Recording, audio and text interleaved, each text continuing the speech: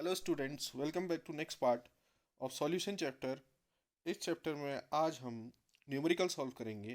पिछले पार्ट पे हमने वांट ऑफ फैक्टर पढ़ा था, तो वांट ऑफ फैक्टर या वांट ऑफ गुणांक जो है उससे रिलेटेड न्यूमेरिकल कैसे सॉल्व करने हैं आपको ये वीडियो देख के ये पता चलेगा।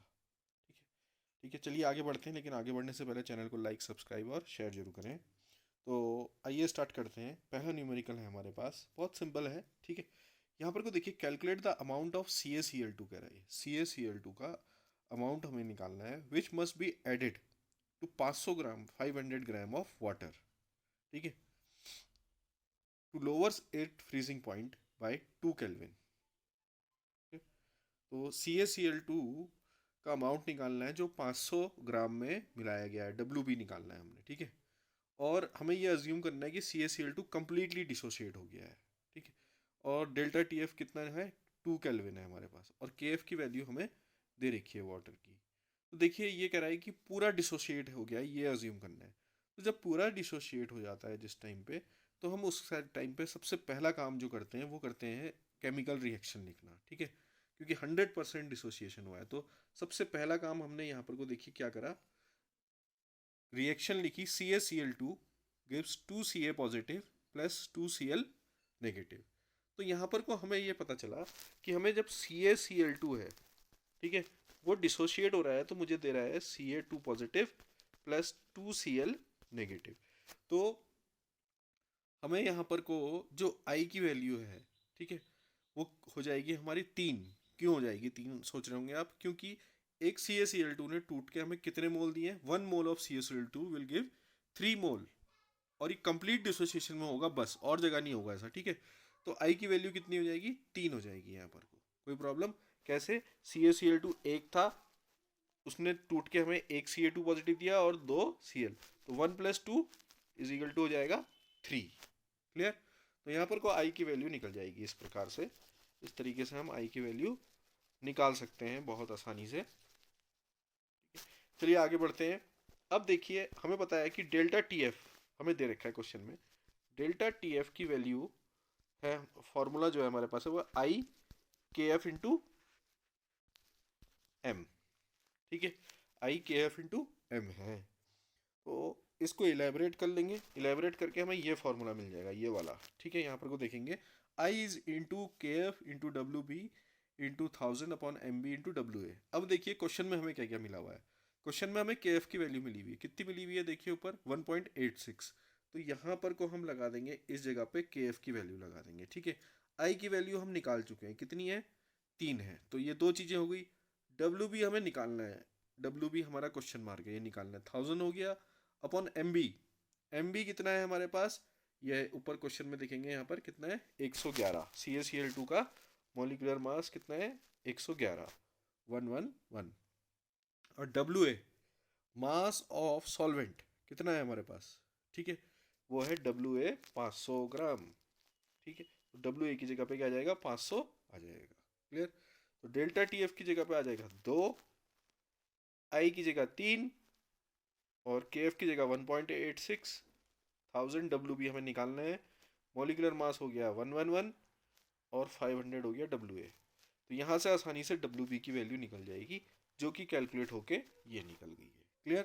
देखिए ये वाला जो न्यूमेरिकल मैंने आपको समझाया वो इसलिए समझाया कि अगर किसी क्वेश्चन में कंप्लीट डिसोसिएशन हो रहा है तो ऐसा करेंगे। ठीक है, लेकिन अगर कंप्लीट डिसोसिएशन होने में तो सिंपल है सीधे, लेकिन कंप्लीट डिसोसिएशन नहीं होता है तब क्या होगा, या एसोसिएशन नहीं हो रहा है। ठीक है, देखिए, तो यहाँ पर को कंप्लीट डिसोसिएशन नहीं हो रहा है, ये एक क्वेश्चन और आ गया हमारे पास।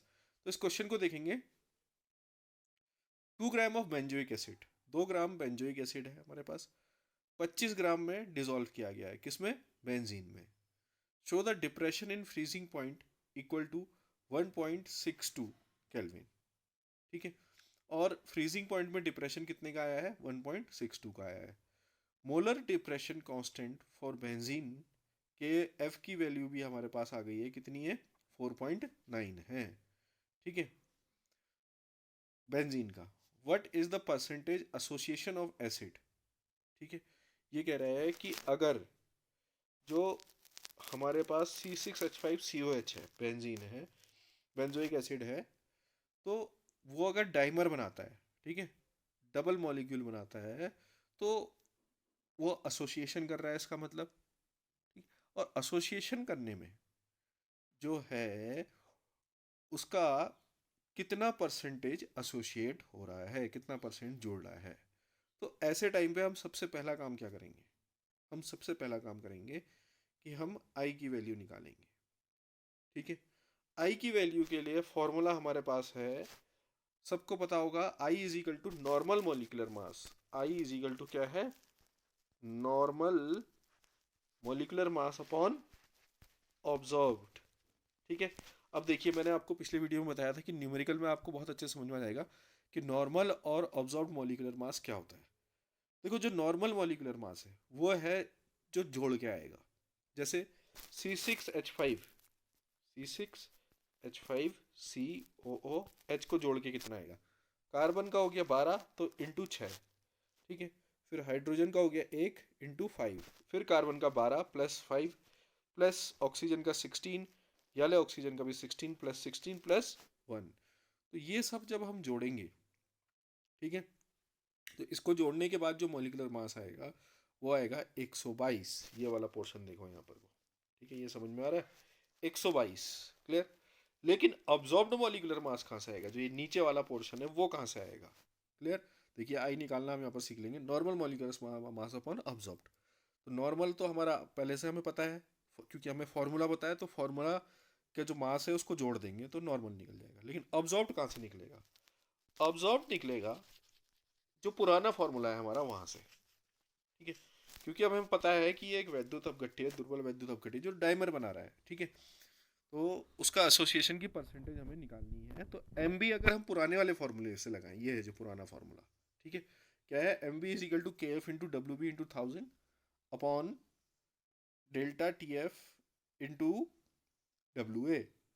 तो इस फॉर्मूले से यहाँ पर हमें सब मिला हुआ है क्वेश्चन में, डब्ल्यू बी हमें मिला हुआ है 2 ग्राम, डब्ल्यू ए हमें मिला हुआ है 25 ग्राम, डेल्टा टी एफ उसने 1.62 पहले से दे रखा है, के एफ की वैल्यू उसने 4.9 दे रखी है। तो ये सब लगा के हम एम बी निकाल लेंगे। एम बी हमारा आ जाएगा 214.98 ग्राम पर मोल, 241.98 ग्राम पर मोल। तो अब हम आई वाले फॉर्मूले में इसको आसानी से लगा सकते हैं। Clear. Observed molecular mass upon calculated, वो हमने यहाँ लगा दिया। देखो ये जो पोर्शन दिख रहा है आपको, इस वाले पोर्शन में 122 अपॉन 24198 आ गया, तो यहाँ से आई निकल जाएगा। अभी हमने आई क्यों निकाला, देखिए वो इसलिए निकाला क्योंकि आई का जो एक फॉर्मूला ये भी है कि टोटल मोल अपॉन इनिशियल मोल। ठीक है, टोटल मोल अपॉन इनिशियल मोल।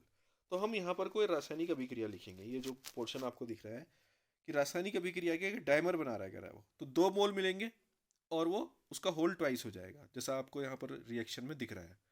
तो 2C6H5COOH विल गिव C6H5COOH का होल ट्वाइस। उसने होल ट्वाइस बनाया। यहाँ पर को हमें फिर से वही पोर्शन करना है जो मैंने आपको पिछले वीडियो में दिखाया था कि सपोज हमने माना कि 1 मोल है, स्टार्टिंग में कितने हैं, 1।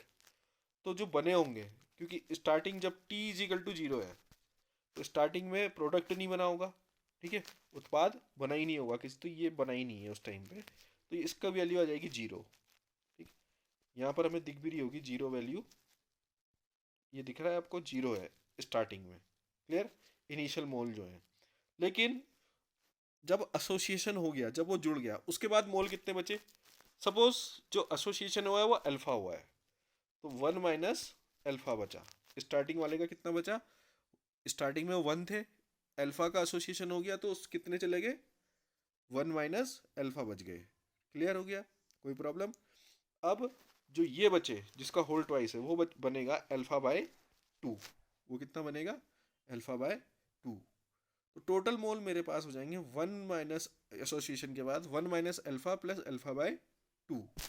क्लियर। अब एक बार इसको मैं मिटा देता हूँ। ठीक है, मिटाने के बाद जब हम यहाँ पर देख रहे हैं, मैं आपको इसी में दिखाता हूँ कि तो टोटल मोल आफ्टर एसोसिएशन ये हो गए। Clear, 1 minus alpha plus alpha by 2 is equal to 1 minus alpha by 2। ठीक है, यहाँ पर से भी आई की वैल्यू निकल गई, तो आई की वैल्यू हमारे पास 2 आई की वैल्यू हो गई अब। क्लियर, पहली आई की वैल्यू है normal molecular mass upon absorb, जो कि ये है, ठीक है। और जो मोल वाली आई की वैल्यू है वो क्या है, वो है 1 - अल्फा/2 अपॉन टोटल इनिशियल मोल कितने थे 1, ठीक है। आई बात समझ में, इज इक्वल टू कितना हो जाएगा, ये हो जाएगा 0.504। ये कहाँ से आया, ये आया नॉर्मल मॉलिक्यूलर मास अपॉन ऑब्जॉर्ब्ड वाले फॉर्मूले से। तो इन दोनों को इक्वेट कर दिया हमने, ठीक है, इन दोनों को बराबर में लिया है। क्लियर, एक बार और समझा देता हूँ मैं आपको कि आई की वैल्यू दो निकाली है हमने, एक निकाली है नॉर्मल मॉलिक्यूलर मास अपॉन ऑब्जॉर्ब्ड से, वो आई है 0.504 यहाँ पर को जो दिख रहा है आपको, ठीक है ये। और दूसरी निकाली है हमने मोल अपॉन इनिशियल मोल, इनिशियल मोल थे 1 तो नीचे आ गए, कोई फर्क नहीं पड़ना। और जो टोटल मोल है वो है α-1 - अल्फा प्लस अल्फा/2 एसोसिएशन के बाद। तो इसको सॉल्व करके आ जाएगा 1 - अल्फा/2, ठीक है। तो अल्टीमेटली हमारे पास जो फॉर्मूला बना वो बना अल्फा निकालने के लिए 1 - अल्फा/2 अपॉन 1 इज इक्वल टू 0.504, ठीक है। तो यहाँ से अल्फा की वैल्यू निकाल लेंगे हम। अल्फा की वैल्यू यहाँ से आ रही है ये 0.992, ये ठीक है, यहाँ पर दिख रहा है हमें। तो ये है अल्फा, ये निकली है डिग्री ऑफ डिसोसिएशन, ये परसेंटेज नहीं निकली है। क्वेश्चन ने पूछा है कि परसेंटेज में बताओ, तो परसेंटेज में हो जाएगा ये 99.2%। परसेंटेज में कितना हो जाएगा 99.2%, 100 से मल्टीप्लाई कर देंगे तो 99.2% हमारे पास आ गया कि कितना परसेंटेज एसोसिएशन का हुआ। अल्फा क्या है, डिग्री ऑफ एसोसिएशन या डिग्री ऑफ डिसोसिएशन, ठीक है। अगर डिसोसिएशन वाला कोई रासायनिक अभिक्रिया होगी तो हम उसमें डिसोसिएशन में चले जाएंगे, क्लियर। तो उसमें क्या होगा 1 - अल्फा, अल्फा अल्फा हो जाएगा, ठीक है। डाइमर हुआ तो यहाँ पर अल्फा/2 हो गया, कोई प्रॉब्लम, तो 2 अल्फा हो जाएगा वो। अगर suppose KCl is equal to K positive Cl negative है तो क्या होगा 1 इनिशियल मोल होंगे, 0 होगा इनिशियल प्रोडक्ट का। फिर उसके बाद KCl में कितने बचे डिसोसिएशन के बाद 1 - अल्फा, ठीक है। और K पॉजिटिव कितने बने अल्फा, और Cl नेगेटिव कितने बने अल्फा, तो 2 अल्फा, ठीक है।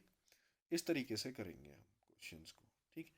होप करता हूँ, आशा करता हूँ आपको ये समझ में आया होगा कि न्यूमेरिकल कैसे सॉल्व करने हैं वांट ऑफ फैक्टर के, ठीक है। आगे अब हम नेक्स्ट चैप्टर स्टार्ट करेंगे। तो इस क्वेश्चंस को देख के, जितना भी आपको सॉल्यूशन चैप्टर पढ़ाया गया है उनके क्वेश्चंस को देख के आप क्या करेंगे, रिवीजन करेंगे अच्छे से, ठीक है। और NCERT के क्वेश्चंस को सॉल्व करेंगे सारे, ठीक है। Thank you for watching. Channel को सब्सक्राइब जरूर करें, लाइक जरूर करें और शेयर जरूर